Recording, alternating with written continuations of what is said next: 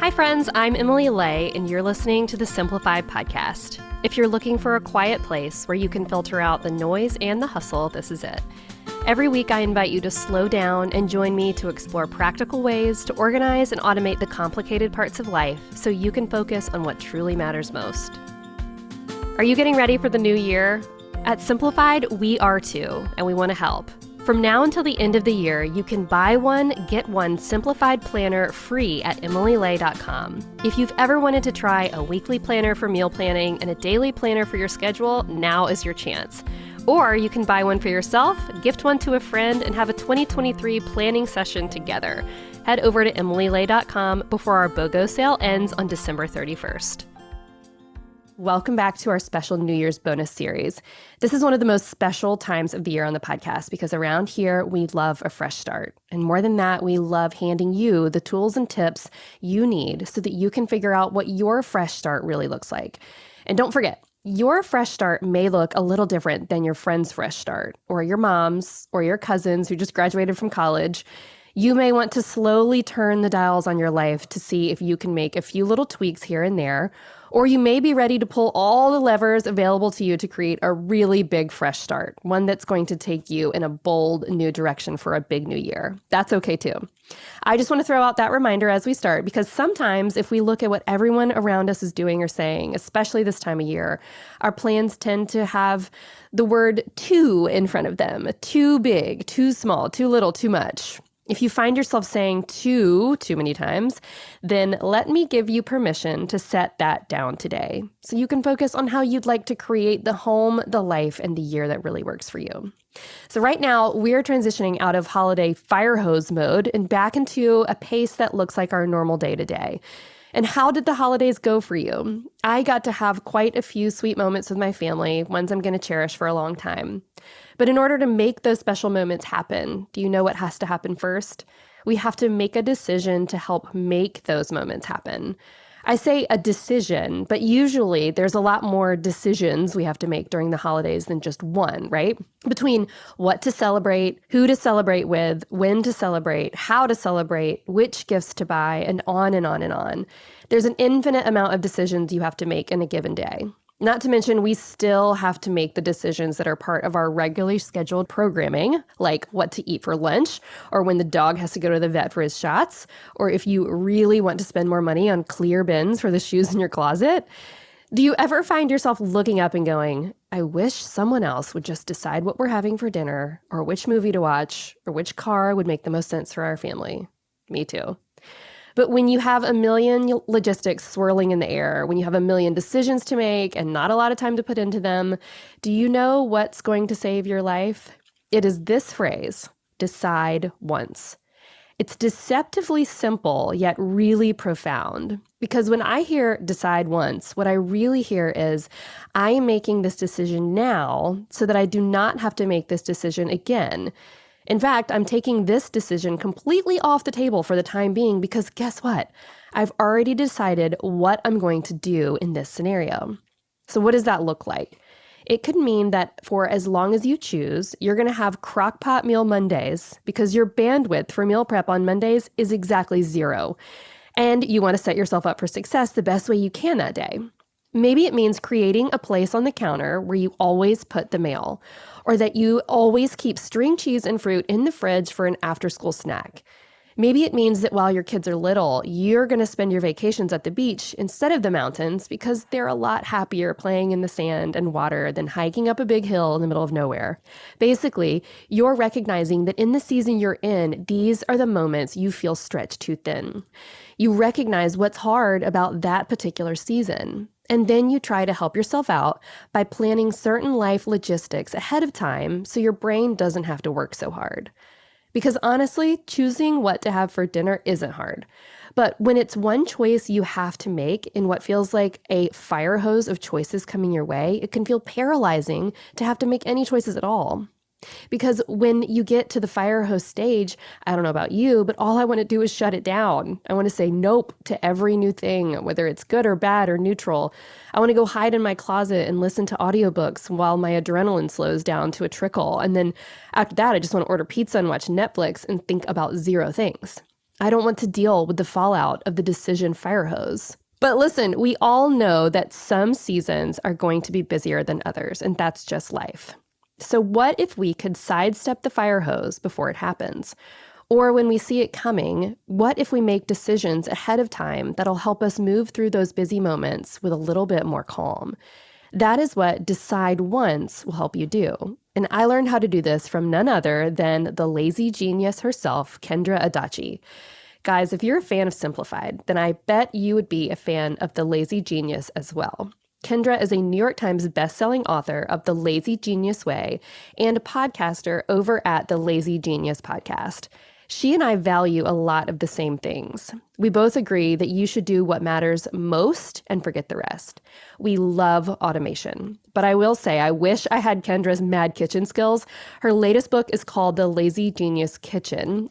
If you haven't tried her Change Your Life Chicken, well, get ready to have your life changed. I'm 100% serious. It all goes on one sheet pan, both the mains and the sides, and it just goes in the oven together, and it is so good. One thing that Kendra is really good at is breaking down a process into small, doable steps that don't feel overwhelming.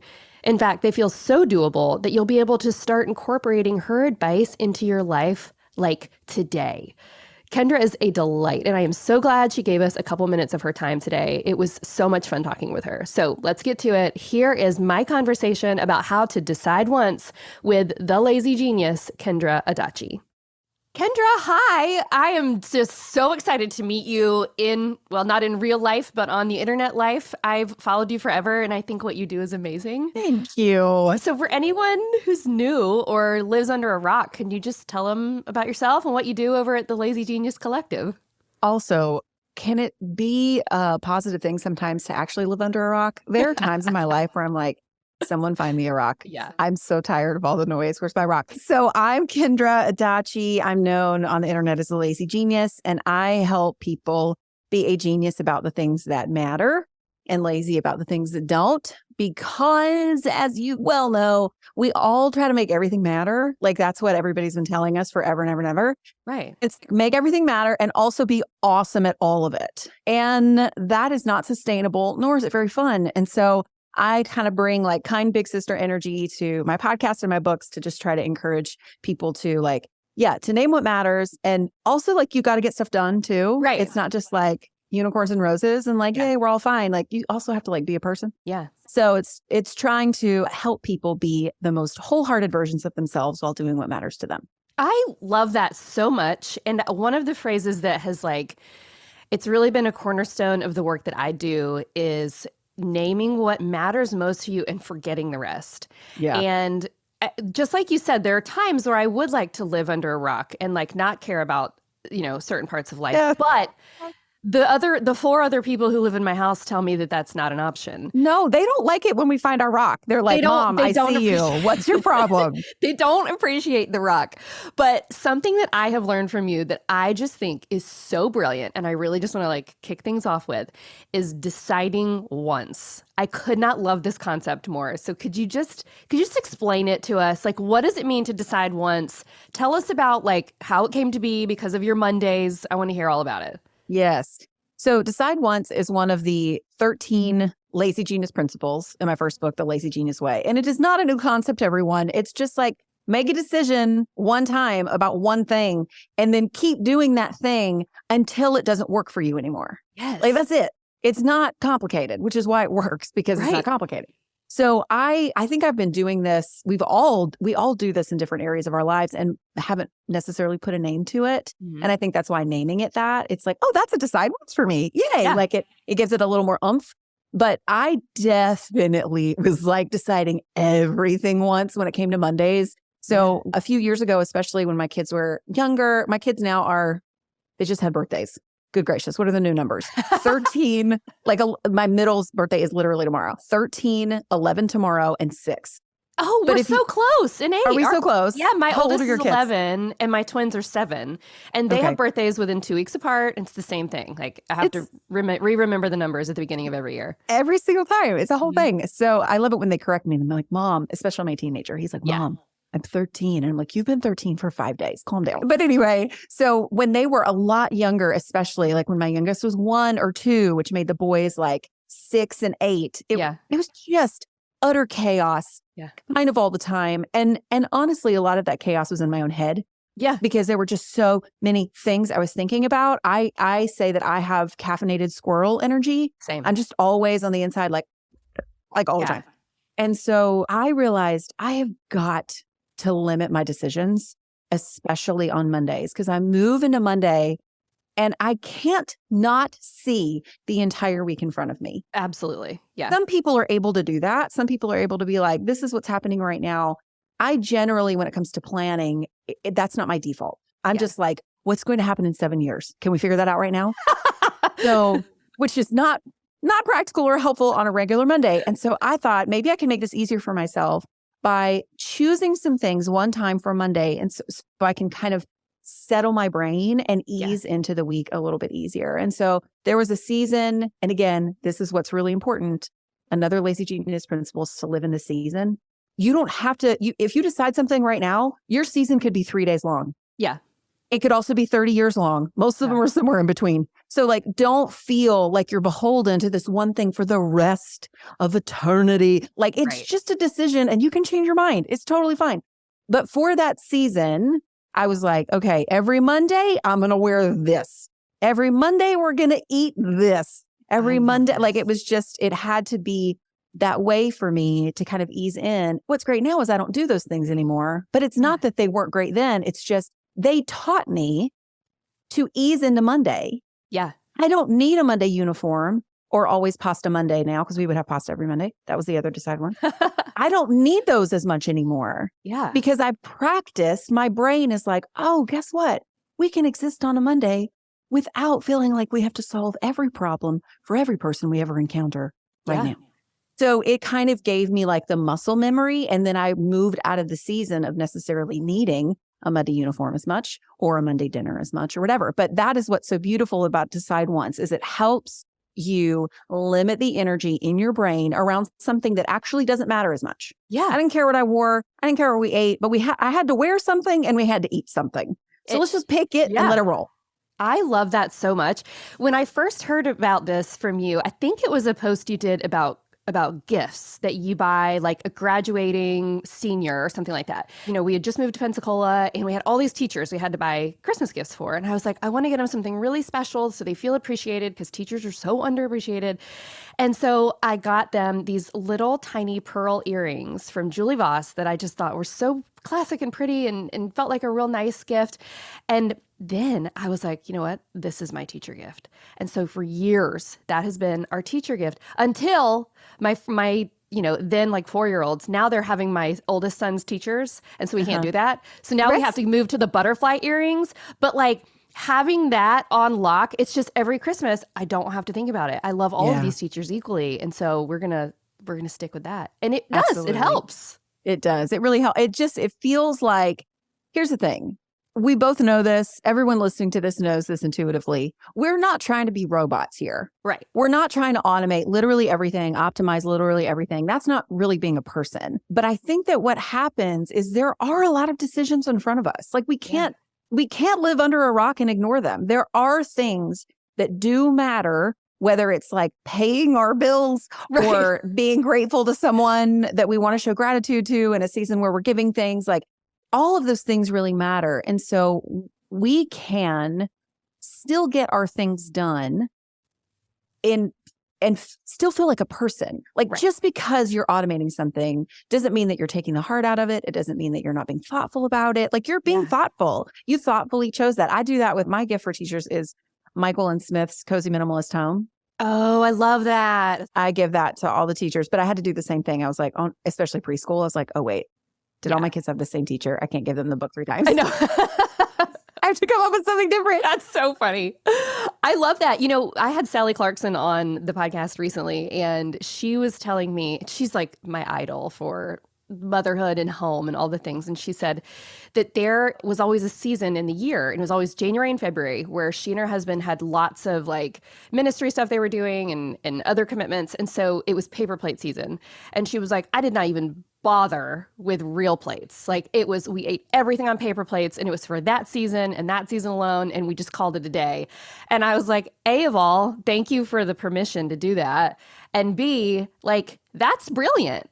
That's just brilliant. And I think just like you said, giving it a name and like owning it, it makes it okay. It does. It does make it okay. I think we just need part of my job, this weird internet work that we both do. Right. Like I've sort of given myself the name, like I'm a professional permission giver because I really think that people just need someone to tell them it's okay. I totally agree. Like whatever okay to fill in the blank. Like it's okay to eat off paper plates for 2 months. It's paper plate season. Do it. Right. Live your life. Like we can all choose what we need. And not just on the lazy side too. I think that there is also this, I talk about this in my first book, and I really think it's super important, especially in talking to women, that we sort of create this conflation of being messy and vulnerable. Oh. We think that if someone is like, just like, come on in, like hot mess, like everything's falling apart, but you can still come in. We feel like a messy person is automatically seen as vulnerable, and someone who is orderly and planned is hiding something. Ooh. They're fake. Yeah. They're not, they're trying to think, they're better than you or something like that. And neither of those things are true. Right. Neither of those things are true. If you're like brown foods all the time, that doesn't mean you're more of a real mom that knows how to cook broccoli for her kids. That is not how this works. But that's what we've done. That's what we've done as women. We've sort of pitted ourselves against each other in that way, which is so silly. So it's kind of like what you were just saying, like you can equally embrace something like paper plate season that perhaps feels like it skews lazy. Mm-hmm. And you can also just as equally embrace, we eat on China every Sunday or every day or whatever you want to put in there. Like you can be whatever you need to be based on what matters to you. And if someone else chooses differently, neither choice is better or worse than the other. They're just different. That's all it is. I love that. I love that so much. I struggle a lot, and I have a couple of questions to ask you in a minute about this, but like meal planning to me is the bane of my existence. And of course, it is for all of us. It really is. But I think part of it comes down to like, I want to reinvent the wheel every week, and I want to make something brand new every night, which is just, I don't love cooking like innately. I do it because the people in my house have to eat food. But every Sunday I sit down and I look at my planner like, okay, oh geez, I got to come up with all these meals for all these people again. So the decide once thing really, it comes in handy. Yes. Okay, so one of the things that you say that really strikes me is every item you own is a fixed decision. So I'm going to repeat that for all the people in the back. Every item that you own is a fixed decision. And that is a revelation. It's like distilling Marie Kondo down to one sentence. So tell me about that. Like, what does it mean? And why deciding once on all of our stuff, why that matters? Yeah. So I think that what we do is we live in a capitalistic country for those of people who live in America. And we're like, hey, this is so fun. There's so much fun stuff. And we get something because it's on sale, or we get something because it's pretty and it makes us feel good. Yeah. Both of those things are excellent reasons to get something. Yeah. But what happens when we spend our money on something? We are committed to that being part of our home, whether it is visible or you have to find a place to stick it until you know what to do with it. Yeah. But everything that you have is a decision that you have made that is set as long as that thing is in your home. And I think there is something just really freeing about that, to go like, is this a decision that I want to make, that I'm going to not be stuck with, but I'm going to live with, that I'm going to invite into my space, whether visually or mentally? Do I want this to be a decision that I'm going to make as opposed to a thing I'm buying? And I'm not, I say this in the Lazy Genius way too. It's like, I'm all for people. If you want to have a bunch of stuff, I have friends who are like maximalists all the way. Like they love stuff. And I'm like, get it. And I'm like in the middle. I think that's why I love Michaelin. I love the Nester because it's cozy minimalism. It's like enough stuff. Like you have the most style with the least amount of stuff. But I think that what it is we see something and we're like super, super excited about it. But we have these fighting voices in our head. One that's just like, you're supposed to be a minimalist. You're not supposed to buy anything. And materialism is the worst. And like I feel like your audience is probably similar to mine, and that we live in extremes. Oh, for sure. like big time. It's just like either I'm the worst person and I need to burn everything down. I need to get rid of all of it. I call that big black trash bag energy, where you get a big black trash bag and you're just like, I'm throwing it all out. All of it. Kids, come get your stuff. It's all.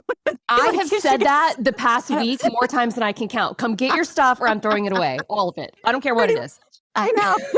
It's like we have these like we swing like from one extreme to the other of like, I want all the pretty things to like, we're going to go live in a tiny house, everybody.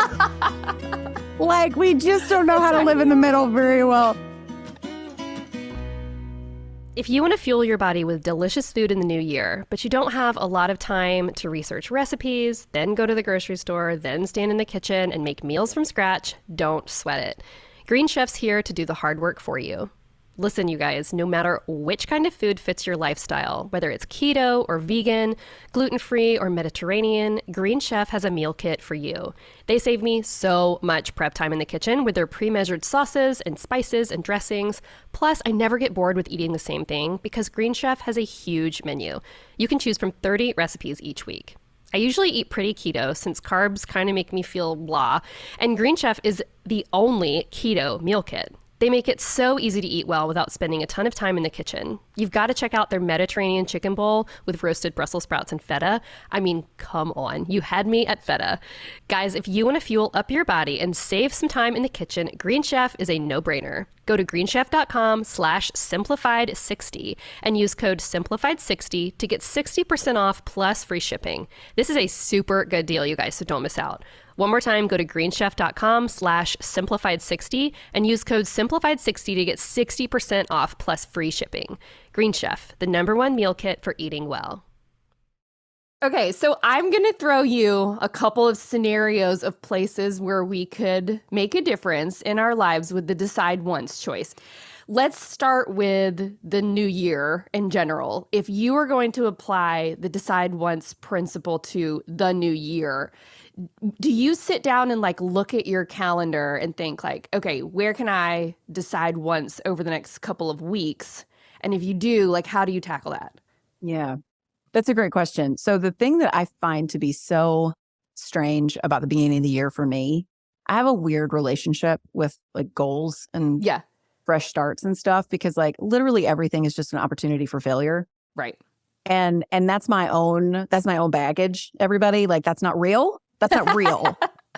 But that's my own thing. And so there was such a long time, years and years, where that like sparkly week after Christmas, first week of the year energy was just like, oh, what are we going to dream about now? Yeah. And dreams are so fun, but I was just like, but no, if I set a goal and I don't do it, then like it's all trash. And so I actually think, I love that you even phrase that as like the next couple of weeks. Yeah. There is another Lazy Genius principle that goes so well with decide once.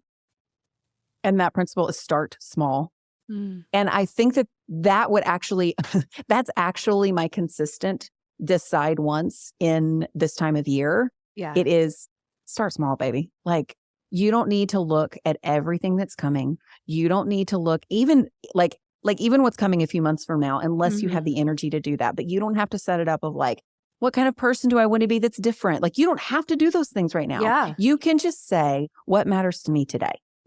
What matters to me right now? What matters to me the next couple of hours? Now, for some people, that might not be very appealing, especially in that time of year. But I do think that one of the tricky parts of this time of year is that it's all built on big machines. Yeah. It's all built on big plans and big systems, and big machines and big plans and big systems don't work. They just don't work. So that is actually like more of like a theoretical decide once. It's just to start small with whatever it is you're doing. But I also think that like thinking about whatever is sort of practically in front of you or behind you, like if you're coming out of the holidays, if you haven't yet decided how you're going to transition your home from like holiday time into just sort of January winter time, you can look at that and go, okay, I'm going to decide that we're going to all do it together as a family if you live with other people, or that we're going to order like double the pizza we normally would for this whole weekend because we're just going to sort of ease back into this thing and we're going to take the tree down and we're just going to eat leftovers and like whatever it is. So you can sort of look at what's in front of you and you can make a decision that can make it a little bit easier or make a decision to make it matter even more. Mm-hmm. But I really think all of it comes down to starting small. I totally agree. So I make day planners for a living, and I've always said that like so many times in my life, I've gone to Target and been in search of like the thing to give me the fresh start, to make everything better, easier, newer. And so many times I've come home with, I always think of like a trapper keeper when I was like, when I was younger. Come home with something like that where I'm like, this is it. This is it. Yep. And then it sits on your shelf and it looks really pretty. And so it's pointless. You really do have to like embrace a mindset and find the small ways to make tweaks based on what's working and what doesn't work. But I agree with you, like the big machines, the big plans, those are the ones that you can often fall on your face with. So, and I think it's really important. I like everybody listening, do you hear this? Emily, the planner maker, just said that she still is sometimes looking for the thing. Yeah. So it's like the magic is not in the planner itself. Not at all. It is in the mindset. And then you do have a place to put the mindset. Like Absolutely. That's the beautiful thing about your planner, about other people's. It's like, no, this is the place. That's another Lazy Genius principles, to put everything in its place. Like to have a place for the things, but it's not that the place itself is like the magical trapper keeper or that's going to fix everything. It is these small, iterative, daily decisions that you're making, this mindset that you have. And I think I say that because it's like we all think everybody else has it figured out except for us. Right. So I'm just saying, you guys, Emily just told you she's also trying to figure it out. We're all just trying to figure it out. Still trying to figure it out. Okay. By the way, we'll link to this in the show notes, but have you ever read the book Essentialism? Oh, totally. That's another Lazy Genius principle, is to essentialize. And I pulled that. The beginning of that chapter is like, hey, what's up? Greg McEwen wrote a whole book about this. A whole book about it. This should be like required reading for all humans. It's so good. It's so good. It's a great book to start the new year with. That and Atomic Habits. I'm sure you've read Atomic Habits. Oh, I totally. It's like it is literally the only sort of like goal habity books that I've ever been like, oh, I agree with like everything this guy just said. Like, I love this. Yeah. Totally. I'm with you on goals. I feel the same way. Like, I don't love the idea of setting big, lofty goals because my experience as an almost 40-year-old woman tells me that those don't always work out the way you think they're going to. Not really. I like the bite-sized ones myself. Okay, let's talk about food. So I have 5 people in my house. You have 5 people in your house. I know you feel my pain. I do. How have you made Decide Once work for you when it comes to food, meal planning, grocery shopping? I need all of the tips. So this could be 17 podcast episodes. I know, right? And also, I wrote a whole book about it. Like that, there is so much to say about your kitchen, not recipes, but your kitchen, that I wrote it's called The Lazy Genius Kitchen. It's like a literal whole book about how to be in your kitchen. And there's a whole section on meal planning. And it is one of the most shiny places for Decide Once. I cannot even explain to you.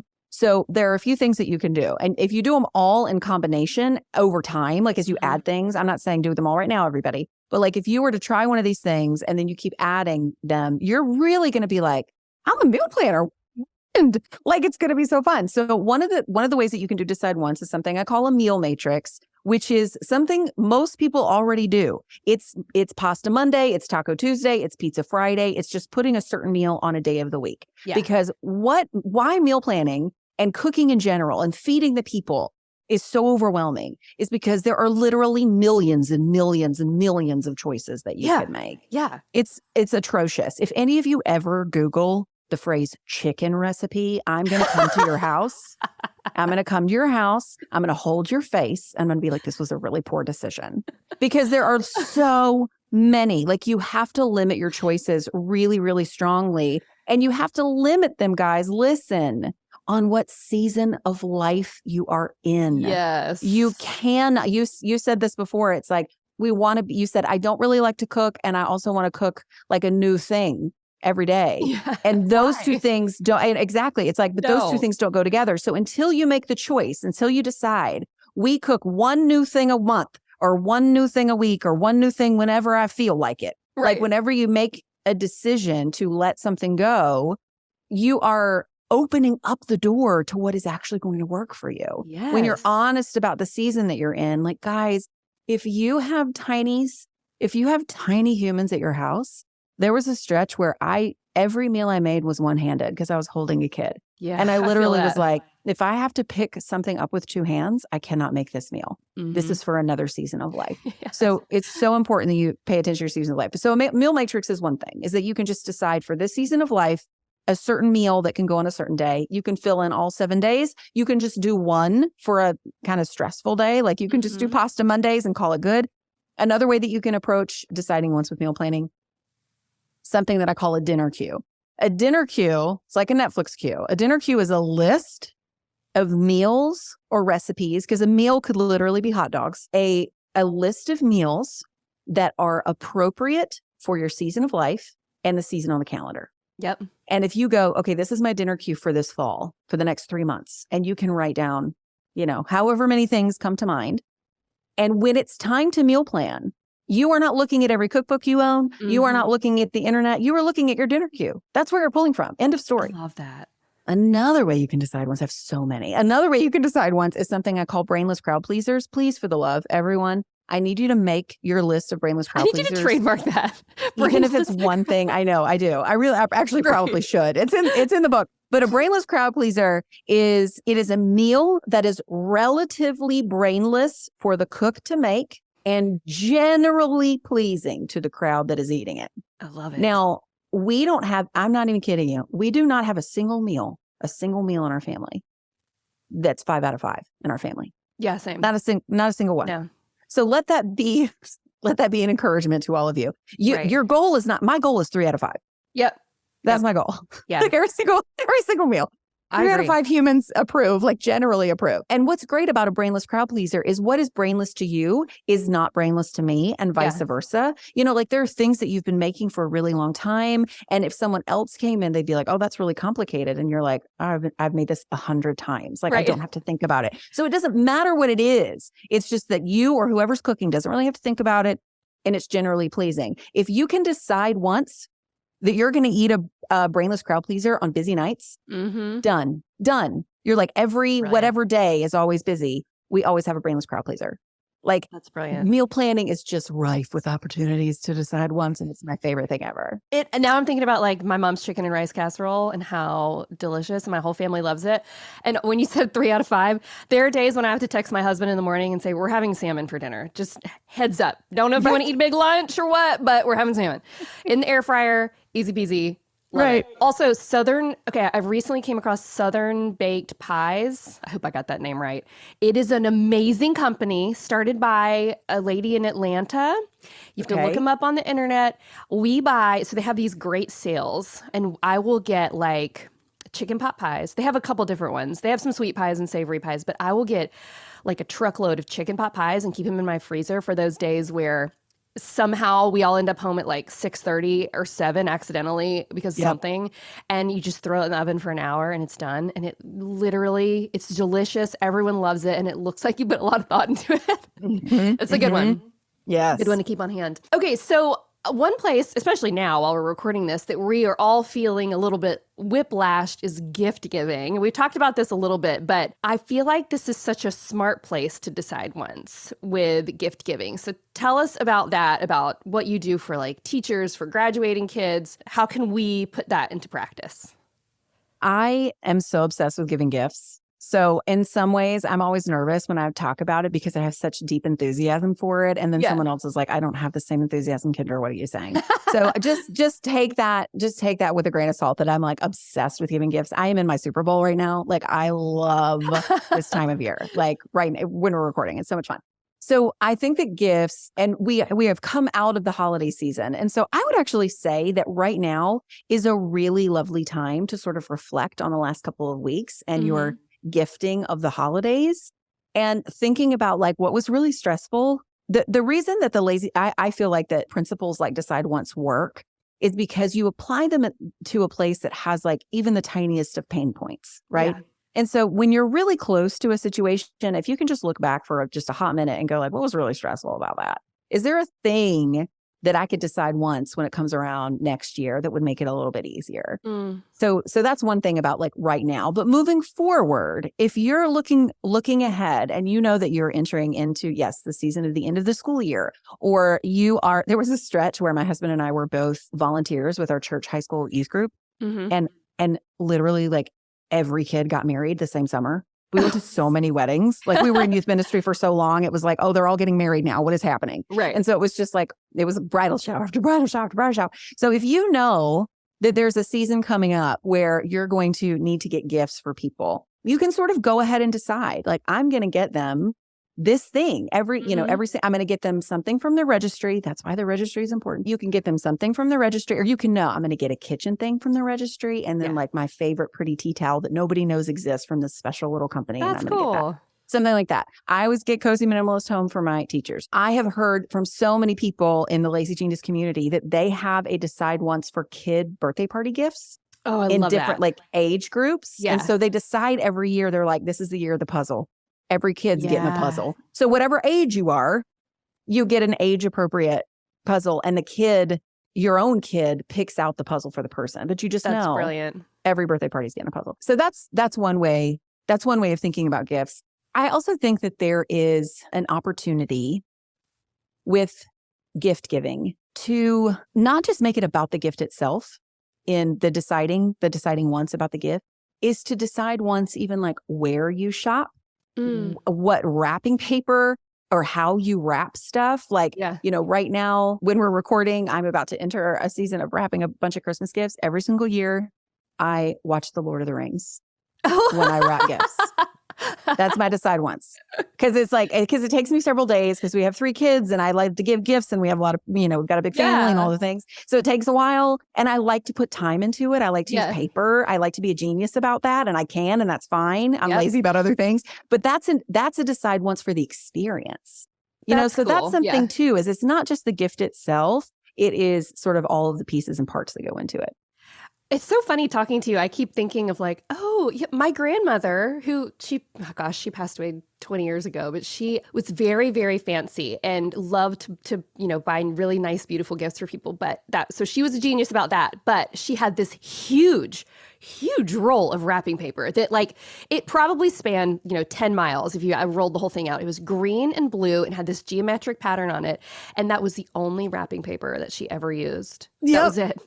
You knew when you saw the present under the tree, that was from Grandmommy, because that was from Grandmommy. That's so good. I love it. And those things, I even think saying that, like thinking about my Lord of the Rings wrapping, like my kids know that that's what I'm doing. You know that that's your grandma's wrapping paper. Like I do think that there is something about decisions that tend to sort of stand the test of a certain amount of time. There's something really endearing about them. There really is. It adds like such a humanity. It doesn't take away humanity. I think it really actually adds it the longer it sticks around, which is kind of fun. I love that. And it's the kind of thing, like when my kids were tiny, we would have pizza picnics on the floor on Friday afternoons. Like we just knew Friday afternoons we would order pizza and we'd sit on the floor and eat. And sometimes there was like, there was twins running around, crawling around, and it was nuts, but that's what we always did. And so now they look back and they're like, oh yeah, I remember we did that. Yeah. So I love that. I think you're right. Okay. My last question for you, and then I have 3 quick rapid fire questions, is this is a very, very serious question. Okay. Do you think a capsule wardrobe is worth it? And have you ever made one for yourself outside of just Mondays? Yes, I have. And I would say it's worth it if the benefits of a capsule wardrobe matter to you. Yeah. And that's the thing about things like capsule wardrobes. There is a deep appeal for me as well of limitations, of simplicity. And you can seek after limitations and simplicity in your life. And also you don't have to do it in every single area of your life or do it in the way that other people do. So I did a capsule wardrobe for a little while and I thought that like, oh, this is going to be the best thing ever. I'm going to love it so much. And I didn't. And what's funny is I basically like wear all black all the time. I don't have any color. I wore a blue sweater 2 days ago and people were like, where did that come from? What are you doing? Why are you wearing blue? So I rarely wear color. But there was just something about that limitation was not a limitation that I thrived in. It wasn't something I wanted. It didn't bring me joy. But I know there's so many people that it does. It absolutely does. So everything, we both agree on this so deeply. Everything comes back to what matters to you. Every single thing. Mm-hmm. So if you're like, you know what, I'm just overwhelmed by the number of clothes in my closet. Mm-hmm. Now you could look at it like, I'm going to build a capsule wardrobe within which everything fits with each other, because that's really the idea of it, right? Or you could just be like, I'm just going to get rid of stuff that doesn't fit. Yep. Like, it's okay if this skirt doesn't go with the sweater, or that you know how to like tie a sweater over your shoulder with a coat. Like, you don't have to do that stuff to make it work when we see, because those capsule wardrobe reels and the fashion influencers and stuff, who I follow many of them and love, like, it's really to offer you inspiration. It doesn't always have to mean direction. Those are two different things. So it really all comes down to what matters to you. I've tried it. I liked it a little. Now I stopped, but I still limit my clothes like in color palette. That's a way that I've decided. I don't really buy color because I don't wear it. So like, let's not. You know what? Actually, another thing that I've decided once it could help with clothes, I do not go shopping with other people. Oh. Because every time I go shopping with someone else and I try something on and they're like, oh, I love it. It looks so good. And you buy it and then you don't wear it. I buy it and I don't wear it. You know why? It doesn't make me feel like me.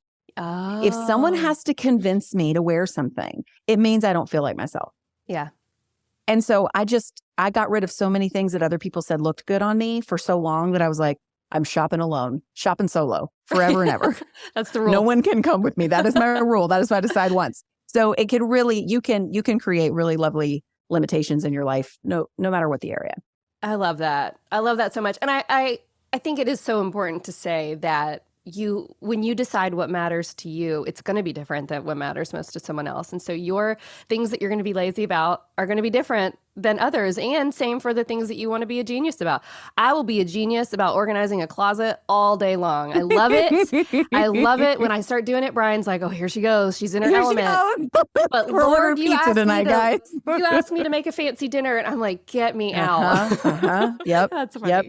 Yes. Okay, so I have 3 rapid fire questions for you. Just whatever comes to your brain at first. What is your favorite brainless crowd pleaser meal at the moment? Oh, so it's Kirkland brand 3-cheese tortellini. Ooh. A jar of Rayo's marinara sauce. So good, the best. And the Kirkland meatballs. Love it. So tortellini takes half the time that like regular pasta takes to cook. Yeah. It's like 4 minutes.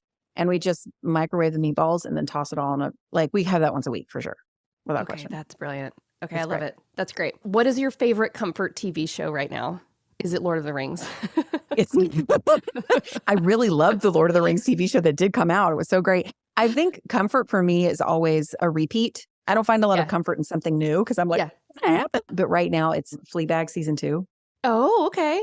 I didn't watch season 1. I don't think anyone has to. A lot of people agree with me on that. But Fleabag season 2, I think, is one of the greatest seasons of television in the history of television. Oh, noted. It is magnificent. Magnificent. Okay. Now, it's not for everyone. It's not for everyone. Just like, I don't know what, everybody has their different content limits and stuff like that.